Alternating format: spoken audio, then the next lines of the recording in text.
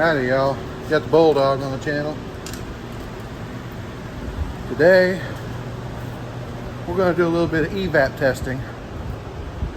We got an old mid-2000s Chevy pickup, and it's got a code in it for the EVAP system. I've got our smoke machine here. We're going to find out what's going on. Okay, we got a 442 EVAP small leak. So that's, about the worst one you can get, because sometimes it works and sometimes it don't. We're gonna smoke this thing and see if we can get it to up here.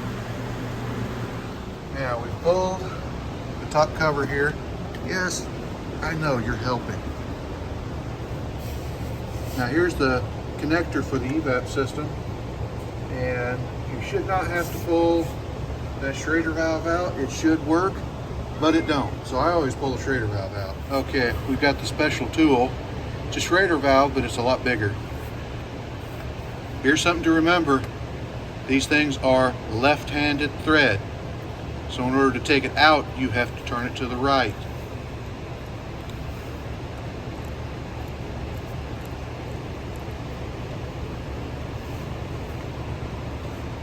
This is not as easy as it should be whenever you have a cat climbing over top of you.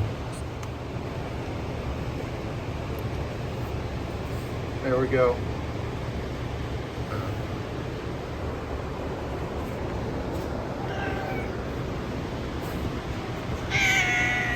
Yes, you're helping. Okay, we've got our adapter hooked to this. This is our purge valve that goes inside the engine. This line goes back to the canister. Then in the canister, there's a vent valve that vents to the outside air. And there is a pipe that goes to the fuel tank. Now you've seen in another video where I have taken the charcoal canister off and blew it out. There's a nice dauber's nest. But you've seen me in the past take that canister out and blow it out. This is not a situation where the canister's plugged, I don't think, but it has a leak somewhere. Now, you're not going to be able to see smoke because this goes into the intake, but you can easily take this out of the intake and check it that way. Only if I don't see it somewhere else. Sometimes, yes, it is the purge valve, but we got our computer hooked up. And what we do is we go into engine, functional test. You got EVAP service bay test and output controls. That's what we usually want. And yes, you have to have a specific amount of fuel in there because that affects the pressure. Collecting data, thinking about it. All right, so now the system is sealed up. EVAP, vent valve, not venting. All right, we've got shop air hooked. We've got a regulated pressure. Then this thing has a regulator inside of it itself. Maybe you can hook regular shop air to that if you have it regulated to 90 pounds, but we don't. We have it regulated way higher, so put an extra regulator down there to drop it down. It's 1 pound coming out of this machine. And as you can see, we've got some flow. Whenever, let's test the system. That just puts regular air pressure to it, no smoke. Whenever the system is sealed up, when the system fills up with air, that ball will continue dropping down to our little red arrow down there, which is calibrated to 20 thousandths. That's the size of a leak. That's the size of a pin, the head of a pin. So, and we got the 40 thousandths leak. This is acceptable. This is a small leak, basically. But I'm watching it here. It's dropping, but very slowly. So we're gonna put smoke to it and see where it comes out. I'm gonna go ahead and take off the air duct right here because, well, I don't know, maybe I'll just pull the purge valve out. So we're checking that part of the system.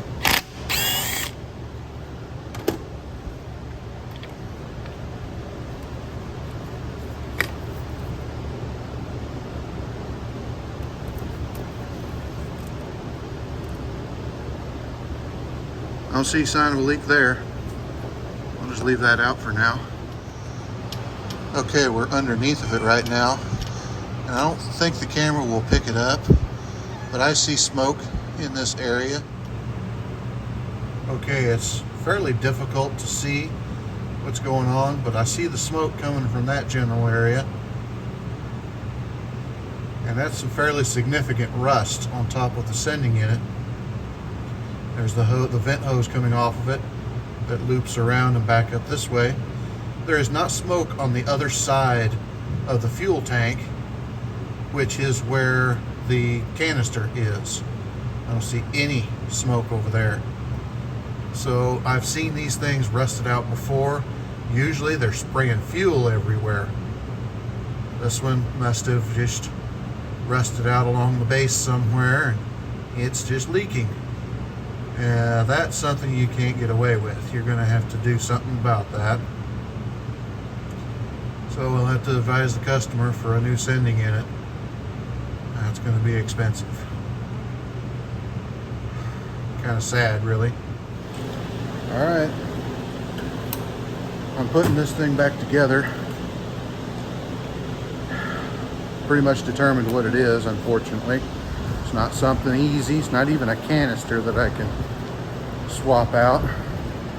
It appears to be the sending unit. And that is not something we want to mess around with. We got a bit of a estimate figured up. We're calling the customer right now. It is not cheap at all. But it's not just a check engine light now. It is a safety issue. Because there's two ports that come off the top of that thing. One of them is the vapor. The other one's the fuel pressure. That's what has me worried. Because if one pound of vapor is leaking out, then 60 pounds of fuel pressure is probably going to come out pretty darn quick. Hopefully they go ahead for it. I really hate for them to pop and start spraying fuel everywhere. I think they'll go for it. Be back. All right, since the computer won't energize this, I'm going to jump the relay. Put on my spectacles here.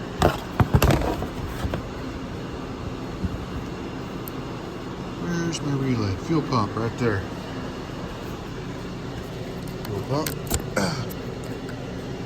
Oh, the small pins. Nice. All right, we got a jumper wire in the relay.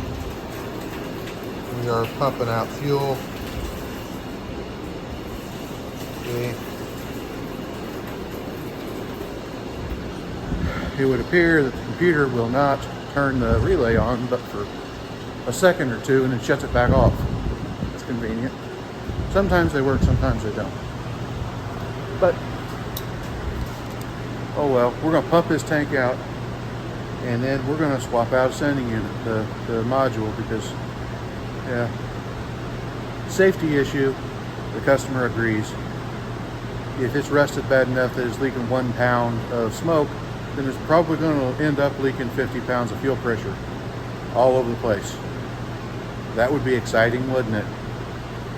So I'm going to let this pump out, and then we're going to start popping the tank out. Okay, we got the fuel pumped out of it. Tank's completely empty. Got it under the hood put back together. Now I want to say that there is a reason that I disconnect the fuel line whenever I'm pumping one out. That's my preferred method, just in case. You ask, well, what do you mean just in case?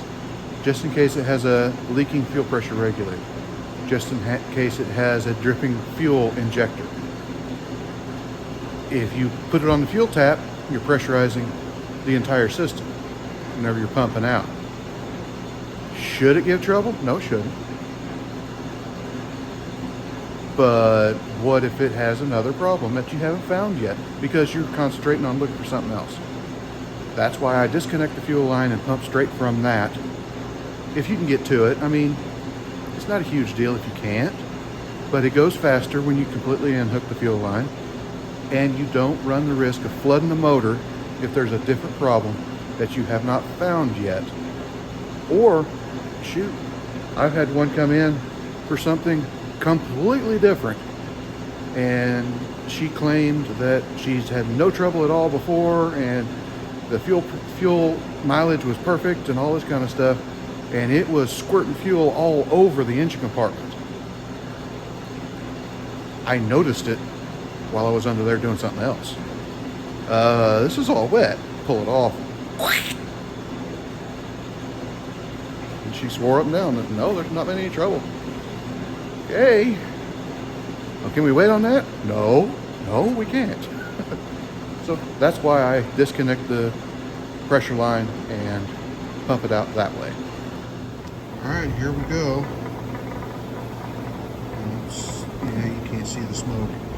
There we go. Smoke right there. Back to the wet spot right here. See if I can shut the smoke off for you.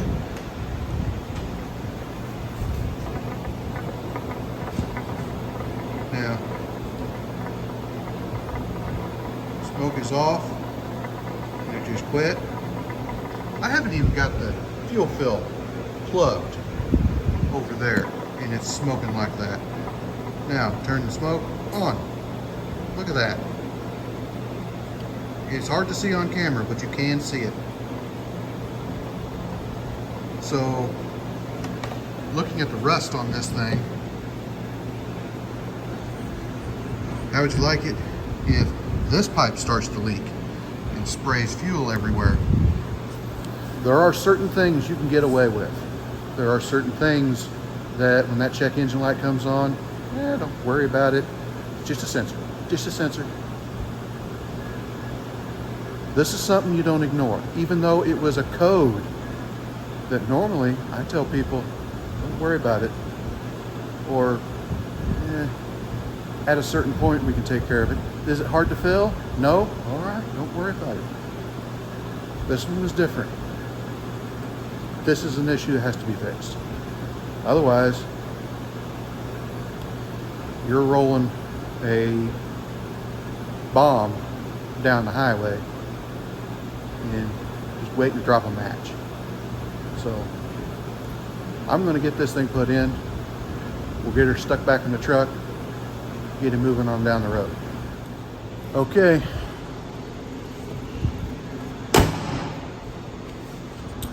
Just got through running an EVAP test on it, confirmed. Our little floaty pebble went up here, and we closed everything off, and it dropped all the way down to below the red dot, which is 20 thousandths. That's the testing threshold. And then it settled down a little bit more, so we're good to go.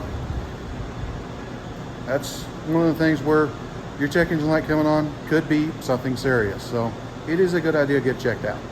Like, comment, subscribe, hit your little bell notification, share it all around. Talk to you later.